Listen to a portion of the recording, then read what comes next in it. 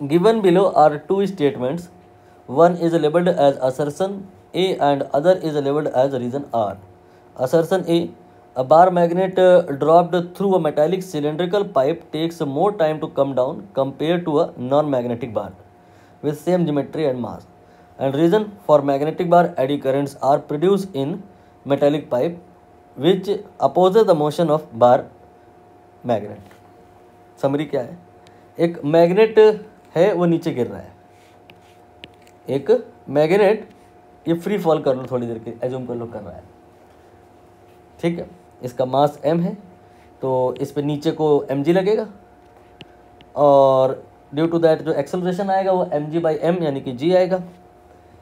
Free fall कर रहा है, लेकिन इसके नीचे किसी ने एक रिंग या डिस्क ला के रख दी, वो कंडक्टर की है, या यू कैन से एक ड्रम कॉपर का या आयरन का ला के रख दिया सिलेंडर, जिसके अंदर ये अंदर इन हो जाएगा, बट अभी नहीं, बाद में. तो अभी यहीं पर अगर हम बात करें तो इसका जो एक्सेलरेशन होगा क्या इतना ही होगा या कुछ कम ज़्यादा.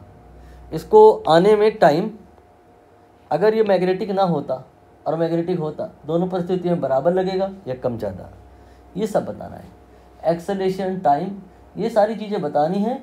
दो केसेस हैं, एक बार इसको मैग्नेटिक मानना है और एक बार इसको नॉन मैग्नेटिक मानना है. तो अंतर क्या पड़ जाएगा?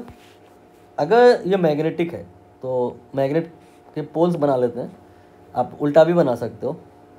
तो यहाँ पर मैग्नेटिक फील्ड लाइंस भी बनेंगी, ये मैग्नेटिक फील्ड लाइंस बनाई जा रही हैं. तो आप नोटिस करिए, कुछ मैग्नेटिक फील्ड लाइंस यहाँ पे इस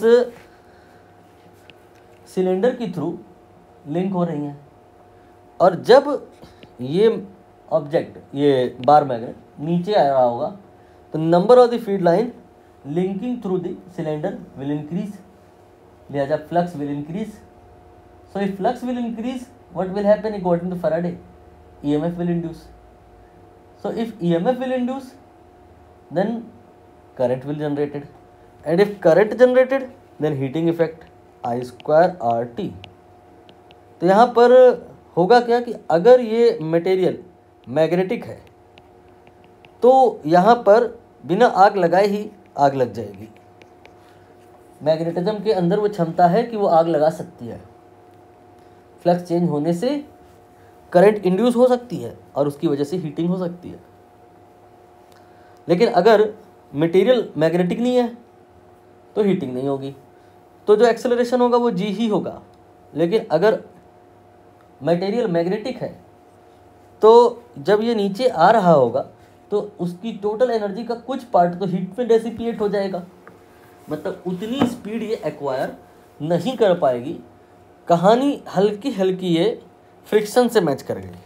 एयर ड्रैग, बचपन में हम लोग इस प्रकार का पढ़ते हैं कि एक मास को हमने गिरा दिया, ठीक है, एक हमने और मास लिया उसको गिरा दिया, एक कम है एक ज़्यादा है. पूछते हैं बताओ दोनों में कौन पहले पहुंचेगा, बच्चे कंफ्यूज रहते हैं. ऐसा लगता है जो बहुत हैवी है वो जल्दी पहुंच जाएगा, जो बहुत भारी है वो बहुत बाद में पहुंचेगा. फिर टीचर बोलता है नहीं, दोनों सेम टाइम में पहुंचेंगे. बच्चा कहता है क्यों? तो फिर इसका आंसर है कि एयर ड्रैग अगर हम कंसीडर ना करें देन. लेकिन अगर एयर ड्रैग कंसीडर कर लें तो फिर ऐसा नहीं है. एयर ड्रैग की वजह से क्या फ़र्क पड़ जाएगा? एयर ड्रैग की वजह से जो mg नीचे लग रहा है उसके अपोजिट डायरेक्शन में एक ड्रैग फोर्स लगेगा, तो नेट फोर्स डिक्रीज हो जाएगा. नेट फोर्स डिक्रीज हो जाएगा तो नेट फोर्स डाउनवर्ड डायरेक्शन में, यहाँ पर मैं एयर ड्रैग अगर चलो mg/3 मान लूँ तो नेट फोर्स डाउनवर्ड डायरेक्शन में कितना आ जाएगा? 2mg/3. और एक्सेलरेशन कितना आ जाएगा? ये आ जाएगा 2g/3. तो आपने देख लिया कि एक्सेलरेशन कम हो गया. एक्सेलरेशन अगर कम हो गया तो इसको नीचे आने में अब समय ज़्यादा लगेगा. धीरे धीरे आराम आराम से आएगा ये, क्योंकि एयर ड्रैग इसको आने से मना कर रहा है, कह रहा रुक जाओ, धीरे धीरे आना. इसीलिए उसकी जो स्पीड है वो भी बहुत ज़्यादा नहीं बढ़ पाएगी क्योंकि एक्सेलरेशन कम है. तो मैग्नेटिक मटेरियल होने के केस की जो कहानी है वो मानी जा सकती है equivalent to air drag. Air drag की प्रेजेंस से टाइम जो होता है नीचे आने का वो बढ़ जाता है, एनर्जी गेन उतना नहीं हो पाता है, फाइनल स्पीड वो रिड्यूस हो जाती है।